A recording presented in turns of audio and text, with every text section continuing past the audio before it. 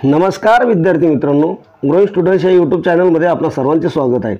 आज आपण बघणार आहोत ग्रामसेवक कृषी घटक तांत्रिक यावरचे 30 प्रश्न जे तुम्हाला येणाऱ्या परीक्षेसाठी महत्त्वाचे ठरणार आहेत। त्यामुळे व्हिडिओ शेवटपर्यंत पाहायचा आहे। आतापर्यंत आपल्या ग्रोइंग स्टुडंट्स या चॅनलच्या माध्यमातून कृषी घटक तांत्रिक या विषयावर आपण 70+ व्हिडिओ अपलोड केलेले आहेत। तुम्हाला अवेलेबल होण्यासाठी त्याची कृषी घटक तांत्रिक नावाची प्लेलिस्ट आहे, त्याची लिंक डिस्क्रिप्शनमध्ये दिलेली आहे। त्यावर क्लिक करून येथून मागील सर्व व्हिडिओ तुम्ही पाहू शकता। बरं मित्रांनो, चॅनलवर जर नवीन असाल तर लगेच आपल्या चॅनलला सबस्क्राईब करून घ्यायचे, बेल ऑलवर सिलेक्ट करून घ्यायचे आणि व्हिडिओला लाईक नक्की करायचे। तरी बघूया आजची प्रश्नपत्रिका। बघा, पहिला प्रश्न काय, तुषार सिंचनामुळे पारंपरिक जलसिंचनाच्या तुलनेत 10% पाण्याची बचत होते। बघा, आपल्याकडे ज्या सिंचन पद्धती आहेत, तुषार सिंचन, ठिबक सिंचन, मोकाट सिंचन, तर त्यापैकी तुषार सिंचन पद्धतीमुळे काय, पारंपरिक जलसिंचनाच्या तुलनेत जी पारंपरिक जलसिंचन आहे म्हणजे जे आपण दांडानं किंवा वळीनं पाणी देतो त्या जलसिंचनाच्या तुलनेत किती टक्के पाण्याची बचत होते असा आपल्याला प्रश्न विचारलेला आहे। बघा, 4 ऑप्शन आहे आपल्यासमोर, 35%, 50%, 15%, 60%। तुषार सिंचनामुळे किती बचत होईल? बघा विद्यार्थी मित्रांनो, वेगवेगळ्या पद्धतीने प्रश्न आपल्याला उलटपलट विचारले जातात आणि हे प्रश्न रिपीटमध्ये होत राहतात, फक्त क्ल्यू आपल्याला लक्षात ठेवायचा असतो। तर याचं योग्य उत्तर काय येईल? मिनिमम 35% पाण्याची बचत होते। तुषार सिंचनामुळे पारंपरिक जलसिंचनाच्या तुलनेत किती टक्के पाण्याची बचत होते? 35%। मग याचं योग्य उत्तर काय येईल? पर्याय नंबर 1। आच्छादित पिकांना डॅडॅस असे म्हणतात।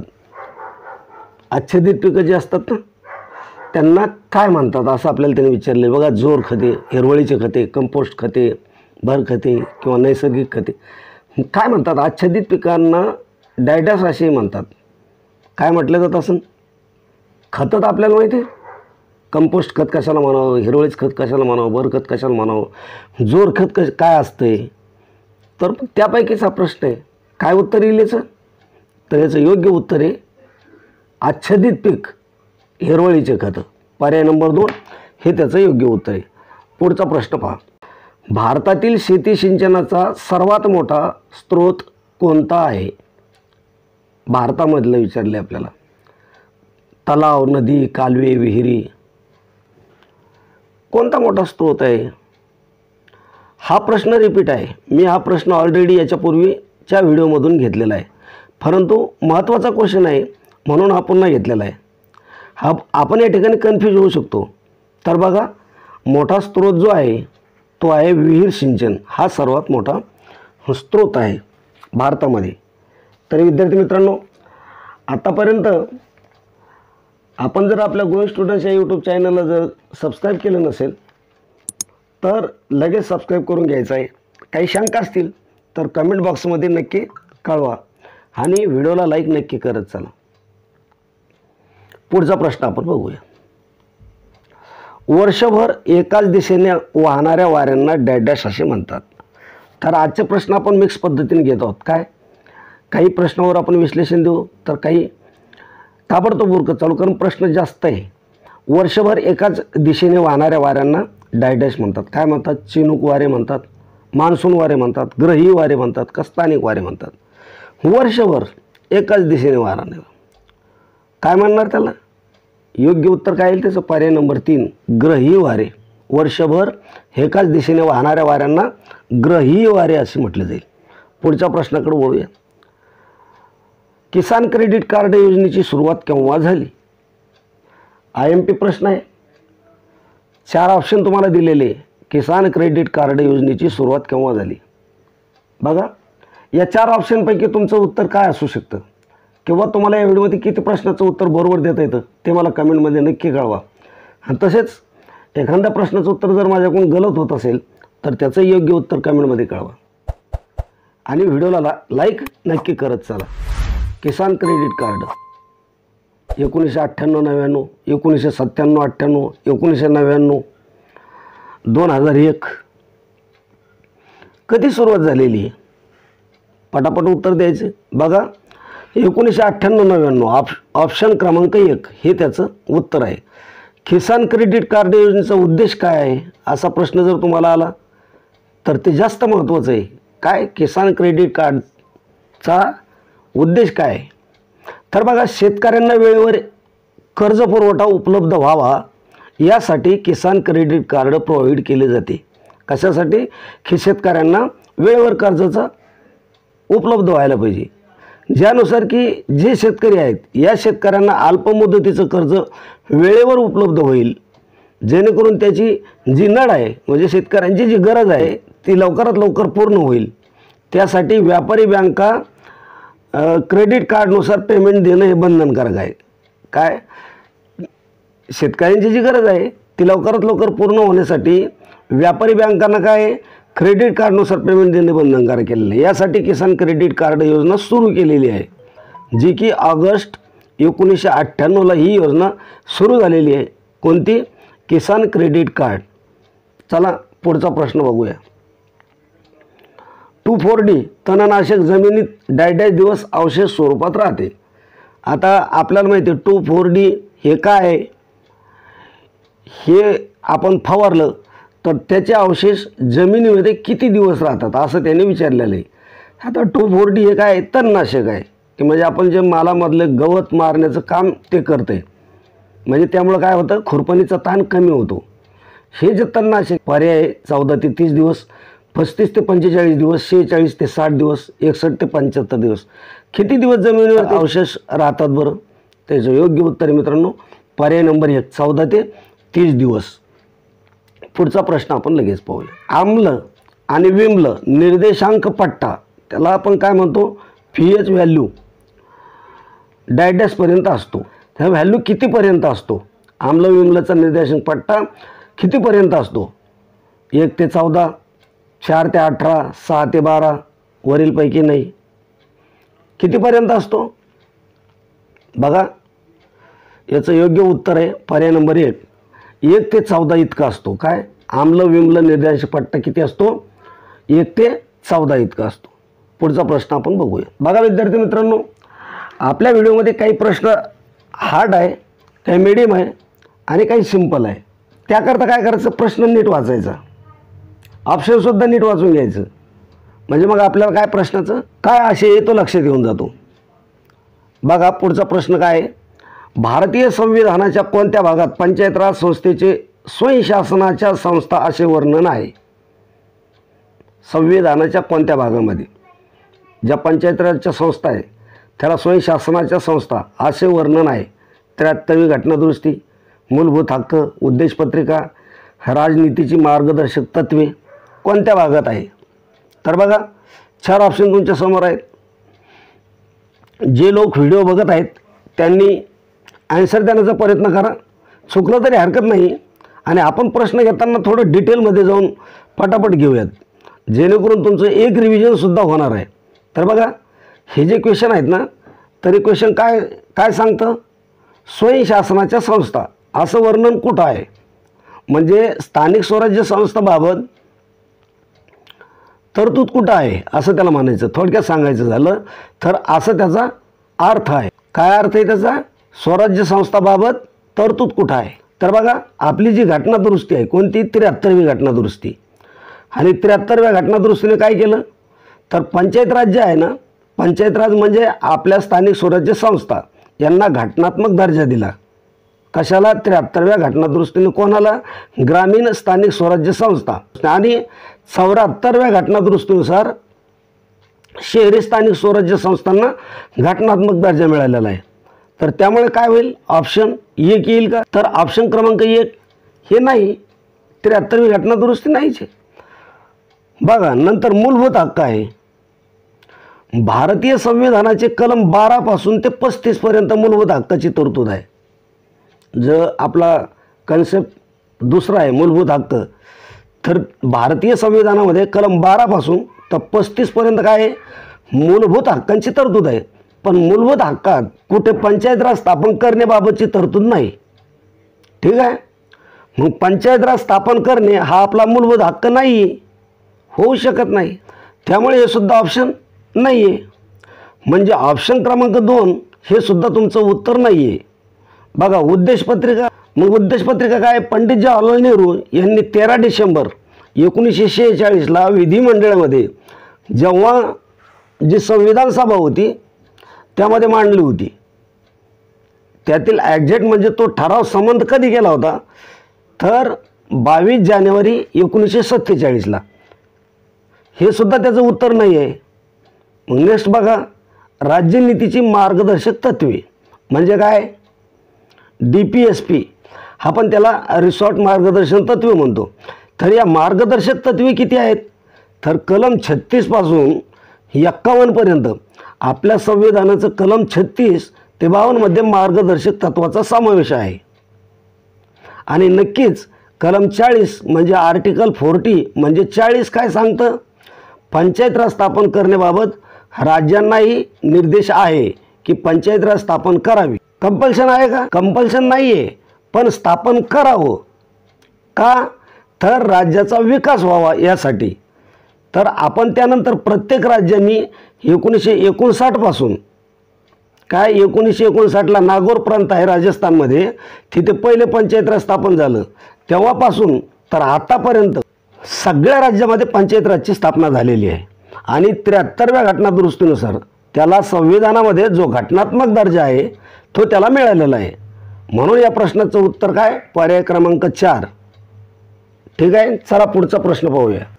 पिकामध्ये सर्वात जास्त पाण्याची मागणी डॅश यासाठी असते. बघा 4 पिकं तुम्हाला दिलेली आणि त्यामध्ये सर्वात जास्त पाणी कोणत्या पिकाला लागतं असं त्याला विचारायचं. पिकामध्ये सर्वात जास्त पाण्याची मागणी डॅश यासाठी असते. बघा ऊस आहे, त्यानंतर भुईमुग आहे, त्यानंतर गहू आहे आणि त्यानंतर मका आहे. तर या 4 पिकापैकी ऊस, भुईमुग, गहू आणि मका या 4 पिकामध्ये सर्वात जास्त पाण्याची मागणी कशासाठी असते? बघा आपल्याला माहिती आहे भुईमुगालाही पाणी लागतं, गव्हालाही पाणी लागतं, मक्कालाही पाणी लागतं, परंतु सर्वात जास्त पाणी जर म्हटलं तर त्याचं योग्य उत्तर आहे पर्याय नंबर 1. काय? ऊस या पिकाला सर्वात जास्त पाण्याची मागणीमध्ये, पिकामध्ये सर्वात जास्त पाण्याची जर मागणी असेल तर कोणासाठी असेल? ऊस या पिकासाठी असेल. चला पुढचा प्रश्न आपण बघूया. उच्च पैदास पिकाच्या जातीची लागवड, खते, जलसिंचन आणि कीटकनाशके यासारख्या कृषी आदानांच्या वापरामुळे धान्य उत्पन्नात झालेली वाढ म्हणजे डॅश होय. IMP प्रश्न आहे. विद्यार्थी मित्रांनो, तुम्हाला एक विनंती आहे की जर तुम्ही आतापर्यंत आपल्या ग्रोइंग स्टुडंट्स या यूट्यूब चॅनलला सबस्क्राईब केलं नसेल तर आताच्या आता सबस्क्राईब करायचं आहे आणि बेल आयकॉनला क्लिक करून ऑलवर सिलेक्ट करायचं आहे. त्याचबरोबर व्हिडिओ बनवण्यासाठी खूप अशी मेहनत घ्यावी लागते मित्रांनो, तर व्हिडिओला लाईक नक्की करत चालायचे. आणि तुम्हाला इथून मागचे जर व्हिडिओ बघायचे असतील किंवा कृषी तांत्रिक महत्त्वाच्या प्रश्नाचे व्हिडिओ बघण्यासाठी प्लेलिस्ट आहे आणि त्याची लिंक मी तुम्हाला डिस्क्रिप्शनमध्ये दिलेली आहे. त्यावर क्लिक करून सर्व महत्त्वाचे व्हिडिओ तुम्ही बघू शकता. आपल्या चॅनलच्या माध्यमातून आपण 70+ व्हिडिओ आतापर्यंत कृषी सेवक आणि ग्रामसेवक या पदासाठी टाकलेले, कृषी घटक आणि तांत्रिक या विषयावर. बघा उच्च पैदास पिकाच्या जातीची लागवड, खते, जलसिंचन आणि कीटकनाशके यासारख्या कृषी आदानांच्या वापरामुळे धान्य उत्पादनात झालेली वाढ म्हणजे काय आहे? म्हणजे काय बघा, हरित क्रांती, नीलक्रांती, श्वेतक्रांती, वरीलपैकी कोणतेही नाही. तर काय येईल? तुम्ही अभ्यासू विद्यार्थी आहात, पटकन प्रश्नाचं उत्तर तुमच्या लक्षात आलं असेल. लगेच कमेंटमध्ये कळवा की काय झालेलं आहे त्याच्यामुळं. ही जी वाढ झाली म्हणजे काय झालं? हरित क्रांती झाली, नीलक्रांती कशासाठी होती हे तुम्हाला माहिती आहे, श्वेतक्रांती कशासाठी हे तुम्हाला माहिती आहे. योग्य उत्तर आहे पर्याय नंबर 1 हरित क्रांती. उच्च पैदास पिकाच्या जातीची लागवड, खते, जलसिंचन आणि कीटकनाशके हे सारख्या कृषी आदानांच्या वापरामुळे धान्य उत्पादन झालेली वाढ म्हणजे काय? हरित क्रांती होय. कारण याच्यापूर्वीच्या एका व्हिडिओमध्ये 1-2 दिवसापूर्वीच याच पद्धतीचा प्रश्न टाकला गेला होता, फक्त तो फिरवून टाकलेला होता. त्यानंतर आपण पुढचा प्रश्न बघूया. नाबार्ड बँकेची स्थापना केव्हा झाली? बघा प्रश्न कसा आहे, महत्त्वाचा आहे. नाबार्ड बँकेची स्थापना केव्हा झाली? पर्याय तुम्हाला 1980, 1981, 82, 1984. सोपा क्वेश्चन आहे, जे आन्सर देण्याचा प्रयत्न करा. तर तो आहे पर्याय क्रमांक 3 1982. काय? नाबार्ड बँकेची स्थापना केव्हा झालेली? 1982ला. बघा नाबार्डची जी स्थापना आहे, महत्त्वाचं काय आहे, नाबार्ड बँकेची जी स्थापना आहे तर त्यासाठीची जी समिती होती, ही समिती होती कोणती समिती होती ती, असाही प्रश्न विचारला जाऊ शकतो तुम्हाला. ती समिती होती बी शिवरामन. त्या समितीचं नाव काय होतं, बी शिवरामन समिती. हिच्या शिफारशीनुसार नाबार्ड बँकेची स्थापना केली. मग कधी केली प्रश्न आहे, 12 जुलै 1982ला. बी शिवरामन ही जी समिती आहे, या समितीनुसार नाबार्ड बँकेची स्थापना केलेली आहे. महत्त्वाचं काय बघा, नाबार्ड ही बँक तुम्हाला पर्सनल कर्ज देत नाही, तर ही कोणाला कर्ज देते, मग ज्या प्रायमरी लेवलच्या ज्या सहकारी बँका आहे किंवा जिल्हा सहकारी बँका आहेत ना, ह्यांना कर्ज पुरवठा करते. तसेच शासनाचे विविध उपक्रमसुद्धा ग्रामीण भागामध्ये राबवण्याचं काम कोण करतं, तर नाबार्ड बँक करते बघा. तर लक्षात घ्या, नाबार्ड बँकेची स्थापना कधीची आहे, 12 जुलै 1982. आणि कोणत्या समितीनुसार झालेली ती, तर बी शिवरामन कमिटीनुसार. चला पुढचा प्रश्न बघूया. म्हैसाणा ही खालीलपैकी कोणत्या जनावराची जात आहे. बघा प्रश्न काय आहे, म्हैसाणा ही खालीलपैकी कोणत्या जनावराची जात आहे. गाय, म्हैस, घोडी, मेंढी, कोणत्या जनावराची जाते. प्रश्नामध्येच उत्तर आहे हो. म्हैसाणा म्हटलं कीच पर्याय नंबर 2. म्हैसाणा ही जात कोणत्या जनावराची आहे, तर म्हैस या जनावराची आहे. म्हैसाणा म्हैस, लक्षात राहायसारखे. पुढचा प्रश्न बघूया. जनावरापासून माणसांना होणाऱ्या रोगांना डॅश डॅश म्हणतात. बघा जनावरापासून जे माणसाला रोग होतात त्या रोगांना काय म्हणतात पहा. 4 पर्याय आहे तुमच्यासमोर. काय, मॅनझोटिक डिसीज, झोनोटिक डिसीज, पॅनझोटिक डिसीज आणि कंटॅजियस डिसीज. काय येईल जनावरापासून झाल्यावर, मग जनावराला इंग्लिशमध्ये आपण काय म्हणतो, झूनोटिक. पर्याय नंबर 2 झूनोटिक डिसीज. हा जो रोग आहे तो जनावरापासून माणसांना होणाऱ्या रोगांना काय म्हटलं जातं, झूनोटिक डिसीज असं म्हटलं जातं. पुढचा प्रश्न आपण बघूया. IMP प्रश्न विद्यार्थी मित्रांनो परीक्षेच्या दृष्टीने खूप निवडून प्रश्न काढलेले. बोरॉन आणि कॅल्शियमची कमतरता पिकांच्या पानाच्या कोणत्या भागावर दिसून येते. बोरॉन आणि कॅल्शियमची कमतरता. बघा पानाच्या मधल्या शिरा, जुनी खालची पाने, शेंड्याची पाने, पानाच्या मधील भाग कशावर दिसते. तर बघा लक्षात ठेवा, हा जो क्वेश्चन आहे तर हा महत्त्वाचा क्वेश्चन आहे. या क्वेश्चनच्या माध्यमातून मला एक सांगायचं आहे की बघा जर आतापर्यंतचे तुम्ही सगळे ग्रामसेवकाचे जे प्रश्न जर बघितले आणि जो तुमचा IBPSचा जो पॅटर्न आहे तो जर बघितला तर तुमच्या एक लक्षात येऊन जाईल की जे विविध रोग आहेत, तर रोग आणि पिकं आणि पिकाच्या कोणत्या भागावर तो रोग प्रभाव पाडत असतो, म्हणजे इफेक्ट करत असतो. अशा टाईपचे आपल्याला क्वेश्चन असतात. आपल्याला अभ्यास करत असताना तुम्हाला काय करायचं आहे, महत्त्वाचे सगळे रोग आणि सगळे पिकं ते कशावर इफेक्ट करतात तर हे तुम्हाला पाठच करायचं आहे. तर बघा बोरॉन आणि कॅल्शियम तुम्हाला डायरेक्ट 2 खनिज दिले. जर सेपरेट बोरॉन दिलं असतं तर नक्कीच तो शेंड्याच्या भागाकडे प्रभाव टाकत असतो आणि कॅल्शियम वेगळ्या ठिकाणी प्रभाव पाडत असतो. परंतु ज्यावेळेस या दोन्हीही खनिजाची कमतरता असते त्यावेळेस पानाच्या ज्या मधल्या शिरा आहे त्याच्यावरती इफेक्ट पडत असतो आणि ते सुकायला सुरुवात होते. काय, पानं. तर महत्त्वाचं बोरॉन आणि कॅल्शियम पानाच्या मधल्या शिरावर प्रभाव टाकत असतात. लक्षात ठेवा. पुढच्या प्रश्नाकडे आपण वळूया. मृदेमध्ये क्षाराचे प्रमाण वाढल्यास त्याचा पीक वाढीवर डॅश डॅश याप्रमाणे विपरीत परिणाम होतो. मृदेमध्ये क्षाराचे प्रमाण वाढल्यास त्याचा पीक वाढीवर डॅश डॅश याप्रमाणे विपरीत परिणाम होतो. बघा काय काय परिणाम दिलेले तुम्हाला, 4 परिणाम दिलेले. पिकांची मुळे व कोशिका अकार्यक्षम होते. काही वेळेस मुळे जळून निष्क्रिय होते. त्यानंतर तिसरा पर्याय, क्षाराचं प्रमाण जास्त झाल्यास पिकांच्या दृष्टीने अपायकारक होतं. आणि वरील सर्व योग्य उत्तर काय येईल.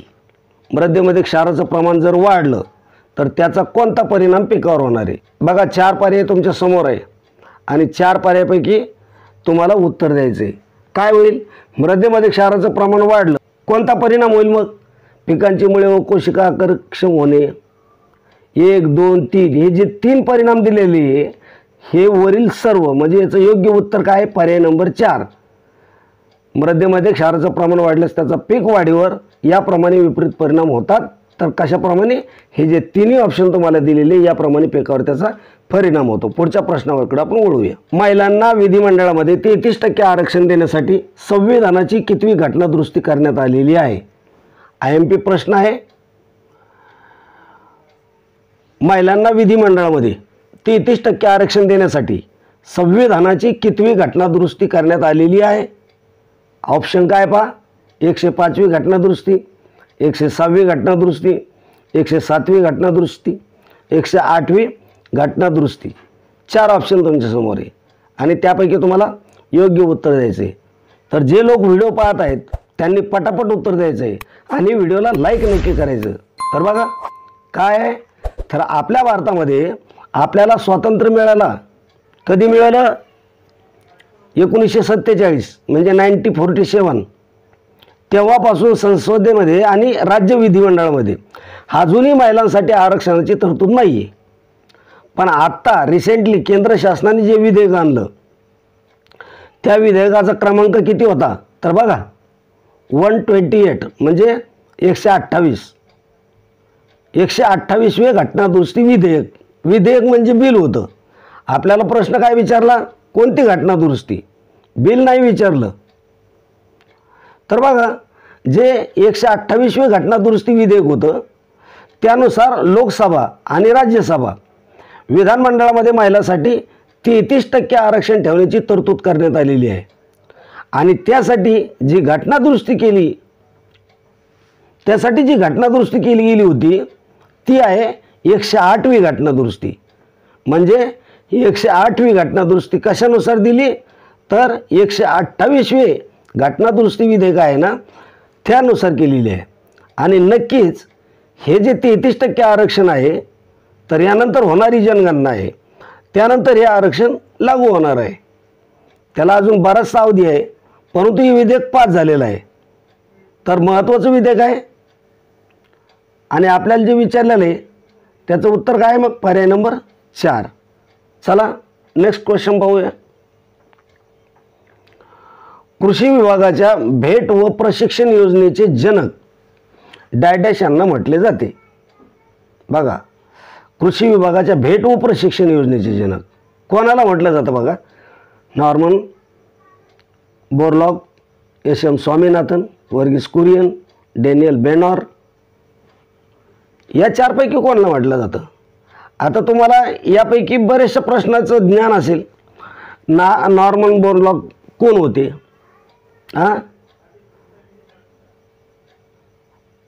जागतिक हरित क्रांतीचे प्रणेते. त्यानंतर MS स्वामीनाथन कोण होते? भारतीय हरित क्रांतीचे प्रणेते. त्यानंतर वर्गीस कुरियन कोण होतं? त्यानंतर डॅनियल बेनॉर. कृषी विभागाच्या भेट व प्रशिक्षण योजनेचे जनक जे आहेत ते कोण आहे? पर्याय नंबर 4 डॅनियल बेनॉर हे आहेत. बघा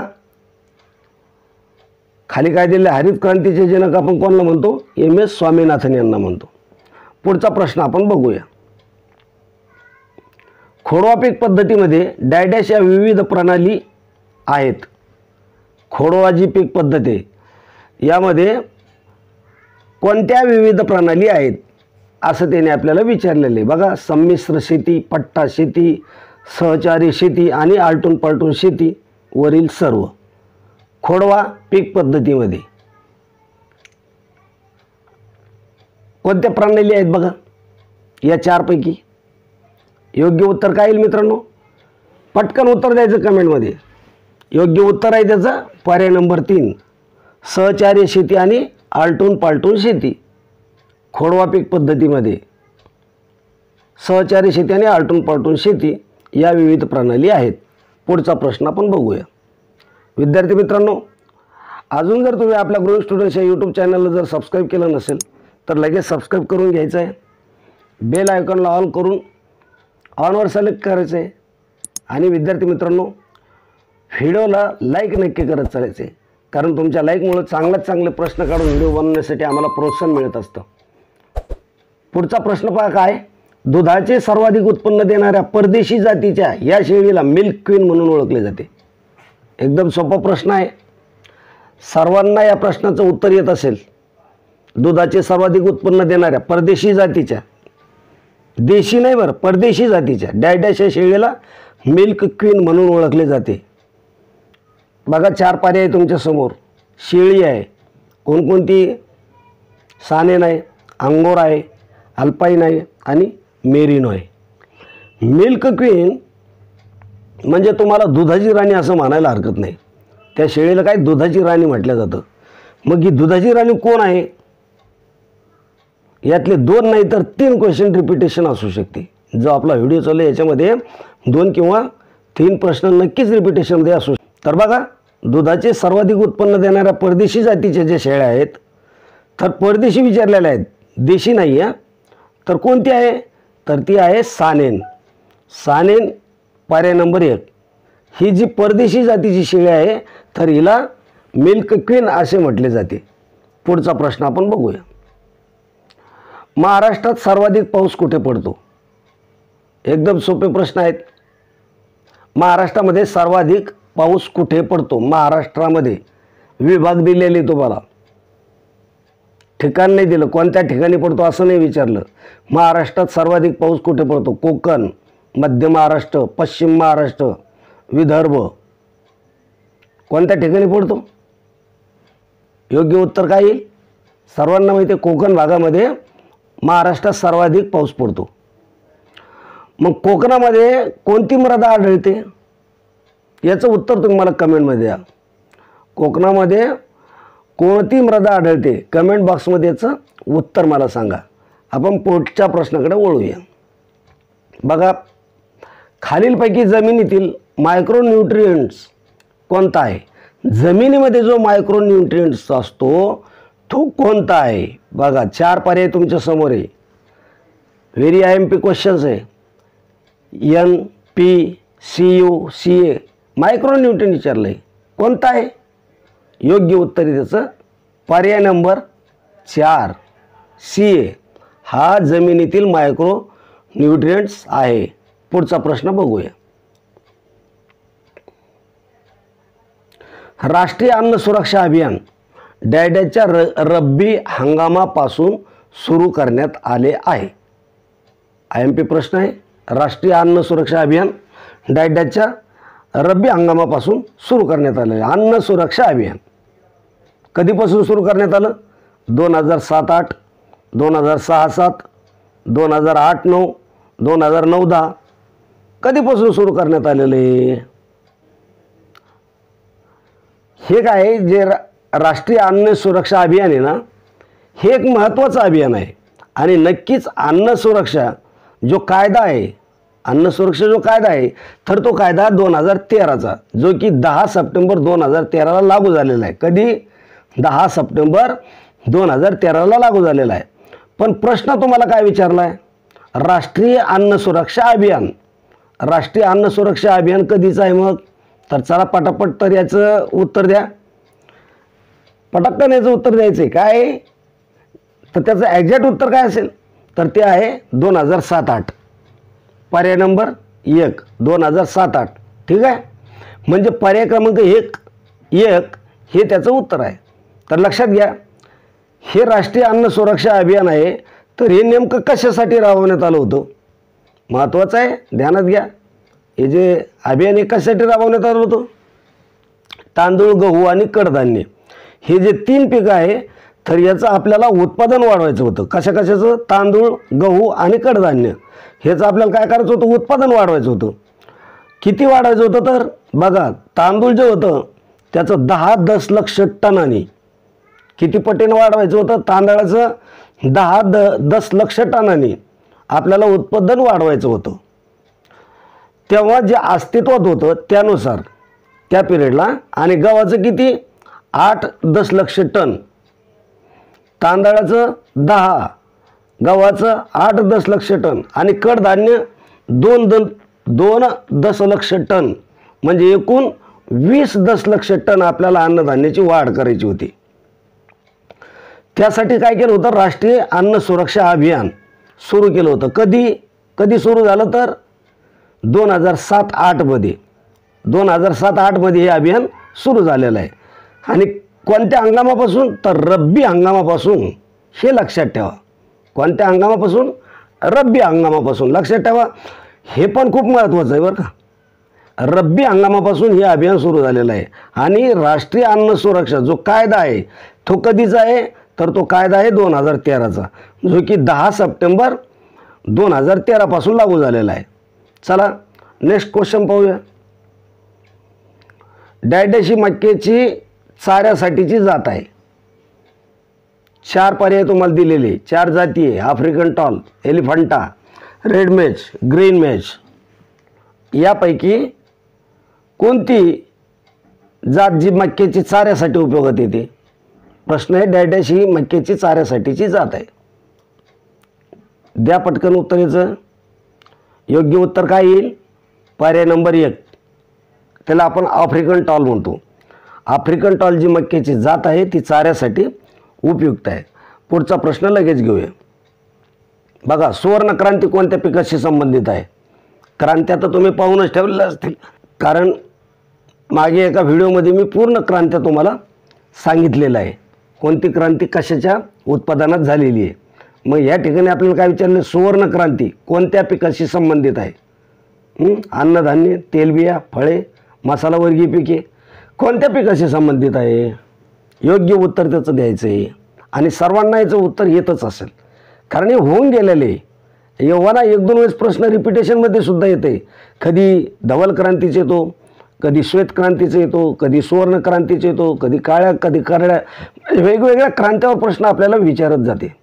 तर ही जी सुवर्ण क्रांती आहे कोणत्या पिकाशी संबंधित आहे? तर याचं योग्य उत्तर आहे पर्याय नंबर 3, फळे. फळे याच्याशी ती काय आहे? सुवर्ण क्रांती संबंधित आहे. पुढचा प्रश्न बघा. खालीलपैकी कोणत्या कर्जाचा कालावधी 15 महिने ते 5 वर्ष असतो? याच्यावर मला वाटतं मागच्या व्हिडिओमध्ये विश्लेषणवर एक प्रश्न मी घेतलेला आहे. खालीलपैकी कोणत्या कर्जाचा कालावधी 15 महिने ते 5 वर्ष असतो? पर्याय आहे अल्प मुदतीचे कर्ज, मध्यम मुदतीचे कर्ज, दीर्घ मुदतीचे कर्ज आणि यापैकी नाही. बघा, तुमच्या लक्षात आलं असेल, तुम्ही जर आपली सिरीज पाहत असाल तर तुमच्या हे सगळं मुखपाठ झालेलं असेल. पटपट कमेंटमध्ये उत्तर द्या. मध्यम मुदतीचं कर्ज बरोबर उत्तर आहे. लक्षात घ्या, पर्याय क्रमांक 2 उत्तर आहे. काय? मध्यम मुदतीचं कर्ज. 3 प्रकारचे कर्ज आपल्याला ज्या सहकारी बँका आहेत ना, व्यापारी बँका आहेत, त्या प्रोव्हाइड करत असतात. 3 प्रकारच्या. काय? एक आहे अल्प मुदतीचं कर्ज असतं, एक मध्यम मुदतीचं कर्ज असतं आणि एक हे दीर्घ मुदतीचं कर्ज असतं. तर बघा, त्यांचा कालावधी काय असतो? 15 महिन्यापर्यंत जे कर्ज दिलं जातं त्याला काय? पीक कर्ज म्हटलं जातं.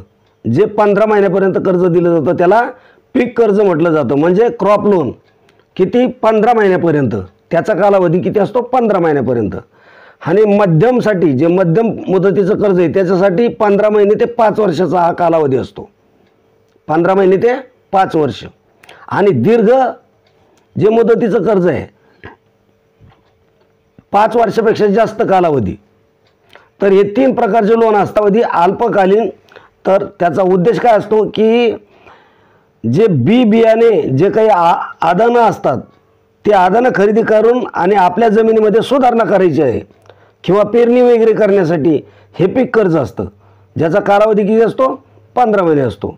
परंतु जर शेतामध्ये एक कायमस्वरूपी काही बदल करायचे असतील, काही सुधारणा करायची असतील, तर त्यासाठी 15 महिने ते 5 वर्षापर्यंत या कालावधीचं जे कर्ज असतं त्याला आपण काय म्हणतो? म्हणजे मध्यम कालावधी न हे जे कर्ज आहे ते घेतलं जातं. आणि काही यंत्र म्हणजे मोठा काही प्रोजेक्ट करायचा असेल तर त्यासाठी नक्कीच काय करावं लागतं? दीर्घकालीन कर्ज पुरवठा केला जात असतो. तर या प्रश्नाचं बरोबर उत्तर आहे 15 महिने ते 5 वर्ष. म्हणजे कालावधी कोणत्या कर्जाचा असतो? तर मध्यम मुदतीच्या कर्जाचा कालावधी असतो. तर बघा मित्रांनो, व्हिडिओला लाईक करत चला आणि चॅनलला जर नवीन असेल तर चॅनलला नक्की सबस्क्राईब करत चला. बघा मित्रांनो, आपल्या व्हिडिओमध्ये अतिशय दर्जेदार असे प्रश्न असतात. प्रश्न घेताना, कव्हर करताना नक्की तुमच्यापर्यंत जास्तीत जास्त महत्त्वाचे इम्पॉर्टंट पॉईंट व्हिडिओच्या माध्यमातून तुम्हाला मिळतील.